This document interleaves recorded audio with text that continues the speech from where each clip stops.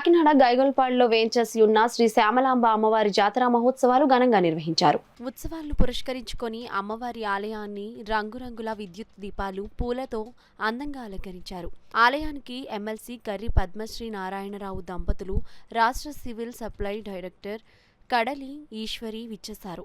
ఆలయానికి విచ్చేసిన అతిథులకు ఆలయ కమిటీ సభ్యులు, గ్రామ పెద్దలు ఘన స్వాగతం పలికారు. ఈ సందర్భంగా కర్రి పద్మశ్రీ దంపతులు, కడలి ఈశ్వరీలు అమ్మవారిని దర్శించుకుని పూజలు చేశారు.